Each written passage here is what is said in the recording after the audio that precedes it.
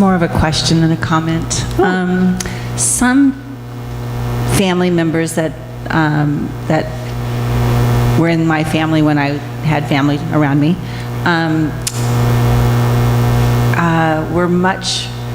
they needed more private space than others who actually felt healthier when they had more communal space. And so I'm just kind of wondering, like, when the natural bent of a person might be that they need more introverted time, and the natural bent of another might be that they need more extroverted time. So the way in which to honor one another and give the space that's needed so that both have a healthy inner, intimacy, like in that innermost part. Because I know for me, one of my boys is really, really quiet, doesn't enjoy a lot of interaction, and another one of my boys is much more gregarious and really enjoys family engagement. And when you have those two completely opposite dispositions in a space, and you're trying to create a healthy boundary, these are I don't know. I'm just trying to think about how do you create, how do you when do people that? are so different from each other. So that's a genius question. I'm going to respond with something that may not be the right answer in all of this space. There's probably 50 really great answers to this, but I'm going to just share with the one thing that's coming to my mind, which is the beautiful part about healthy boundaries is we don't decide what's healthy for someone else. We choose what's healthy for us. We allow people access, but not priority. Access means they're allowed to tell you what they want.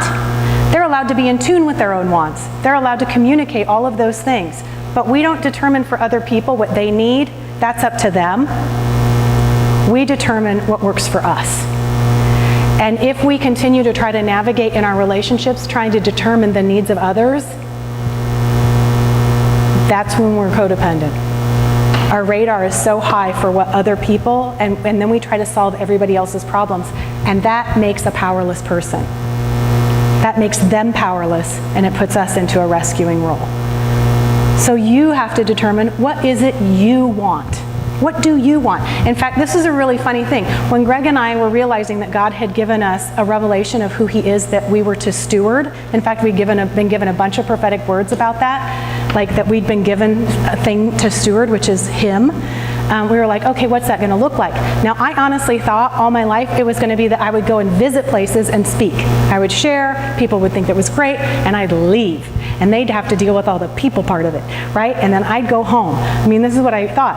And the Lord said to me when I went and visited Bethel, He said, do you really want to share in this house before I've established your own? And I was like, my own? And I went home and I talked to Greg and I said, this is what I'm thinking God's asking. He's asking, do we want to have our own community? Rather than sharing what it is that God's given us with everyone else, and then we come home and we have no church community who's exploring this with us, it radically changed our lives. That decision right there radically changed our lives. Because we decided this resource, this thing that we've been given to steward, which is just our relationship with God, we wanted it to benefit us. We wanted friends and people who would run in life with us. We did not want to go share it with a whole bunch of other communities and then come home and have no youth group for our kids who believed in the goodness of God and the greatness of humanity. In fact, Darby, stand up with your shirt. Do you mind? Real quick, and then Kristen's going to share. Darby says she finds this shirt in the store and she goes, Mom, look at this shirt. You got to make it like so people can read it. It says, proud supporter of humanity. Yes, you can sit down. Thank you, baby. You're a visual aid. But right? So we made a decision, instead of doing for others, we were going to do this space. And so I'm not confused that I'm here to serve and give to you all. We're pretty much here for us. And then we're relying on everyone else to choose to be a part of this move of God because they have clarity within themselves that this is what God's inviting them into. That is it's hugely relieving, but it does mean that I make some very big decisions. Like there's some things that people think that I ought to be doing as a pastor, and I am choosing not to do them because God He's not inviting me into that. And so I look bad. I look bad. People are like, wow, you're not very caring, and I said, I understand that I don't look caring, and I can't explain the circumstances for the choices that I'm making because I am not able to do that, but what I can do is tell you that I believe I'm making healthy choices for myself and for these other people who are involved. And I'm going to encourage you to go to the Lord and ask Him for yourself what He thinks about what it is that I'm doing. And I don't say this, and if it's any of your business, but it is your business because you want to know, can you trust me, right?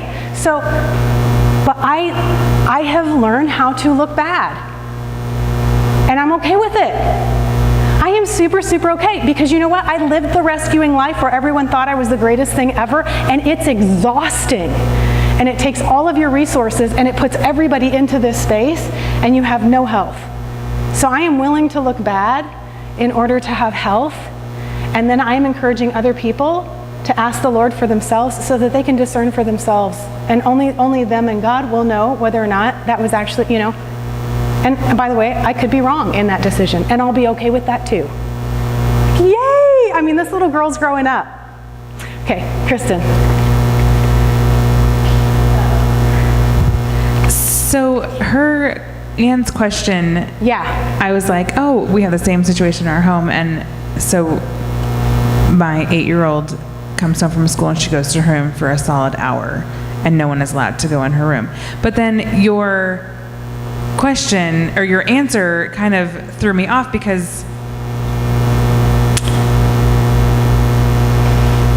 I wouldn't say that situation does not benefit me because it's fine. But if it didn't, at the same time, as the mom, I'm teaching them to, create boundaries and to have a safe place. And I, as the mom, might need to be inconvenienced at times. Like we really need to come home and she needs to have an hour to herself and then we can go do something else. Otherwise, it's a hot mess. So Can you come up and I feel like your answer confused you on that? Me on that. So let's not put principle before relationship with God and personal invitation. We are giving an example of a model of health, but what always trumps every model of health is the invitation that God has for us every time in the moment. And He's apparently, I think, communicated to you the wisdom of honoring this particular need for her. And so, yes, does our family bend for the health of people? Of course. Of course we do. The only problem is when that person's need puts any sense of health for me at risk. And it doesn't in that situation. Yeah. It doesn't. We're not talking, our kids have full access, to our homes, right? And to our food when they are healthy. But if your kid got into an addiction and then started to come and steal your items, they should no longer have access to your home. That's when they move out of this place where they have full access and into a place where they have limited access. So we move and shift and change based on the invitations that God has for us to value ourselves and value others. Now, if everybody in the whole house had to be completely silent and nobody could eat and nobody was allowed to breathe during this time that she had this time, well then that's when you're talking about we're now sacrificing the health of other people for one person's needs. Is that helpful? Yeah, that was good. I always say that introverts have to learn to be extroverts, and extroverts never have to learn to be by themselves. And so sometimes we have by ourselves time no matter who you are. Right. Because it's good for you. It's good for you to learn how to be by yourself sometimes. It's so good for you. It's only when I think extroverts are forced/invited into space by themselves that they actually become whole, fully whole. But okay, I know the kids are heading in and the Baileys are coming up. So maybe, Dan, do you mind checking on the kiddos? Because they should be here by now. And then anybody else have another comment? So we have another little piece on boundaries that's just like the next level of how do we do this? What does this practically look like lived out? What does it look like lived out when our marriage has elements of unhealthiness? What does our parenting look like when it has elements of unhealthiness? So we're going to like kind of workshop some of these ideas on what healthy really looks like. And then I will just leave you with this one thought on boundaries, which is this. We all got to unhealthiness because of injustice. Because we were raised in ways, it had experiences, harms and hurts that caused us to choose a coping mechanism that is now called unhealthiness. We get to stop being ashamed of the coping mechanisms that we needed to survive. We get to stop being ashamed of them. Just stop, and then, because I believe it's shame that actually holds those coping mechanisms in place. When we release shame and go, I'm going to stop judging and assessing this, and I'm going to see this the way God sees this, which is, I have such compassion that you've had to have these coping mechanisms, and now I want to free you from them so that you can discover who you really are. That's the hard part for me. Yeah. It's for a lot of us. In fact, do you mind drawing a picture for me while the kids are coming in? Sure. Okay. I so- just wanted to point out, though, Yeah. look how much we match. I know, I did it on purpose. And would you look, He didn't know. the Baileys match? The Junes are quite matchy tonight. They are. We have They some have jewel coordinate- tones, you have jewel tones over happening there. over We have here. some green tones over The here. Thulises It's, are also jewel toning. I don't know what this means. It's kind of freaking me out. It would freak me out too. Okay, so I'll save that illustration since the kids are in. And next week we'll do boundaries part 2 with some really great examples. And we'll talk about some examples like what do we do if. But the question that I want you to consider with God is, I think the reason we haven't known how to put boundaries, healthy boundaries, and haven't even recognized them when they came our way is because we've been actively taught not to value our own life. Thank you, right? Yeah. Go ahead. That's the problem. We have been actively taught not to Yeah. value our own life and to value other people's needs Yeah. above health. Yeah, because that's, I mean, growing up in the church, that was, you know, when I look back, it's like, yeah, you were told that,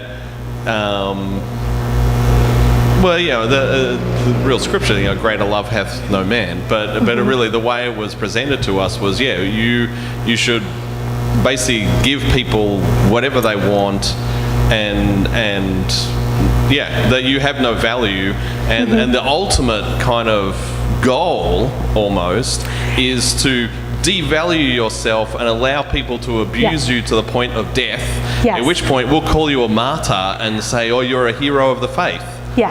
So do you know Rather what I just wanted like, to you're be? just so dysfunctional that you died. Do you know what I wanted to be when I was growing up? I wanted to be a martyr. I wanted to be a modern day martyr.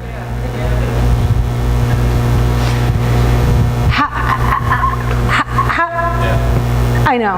So yeah. So the Lord goes, how about let's live a magnificent life instead?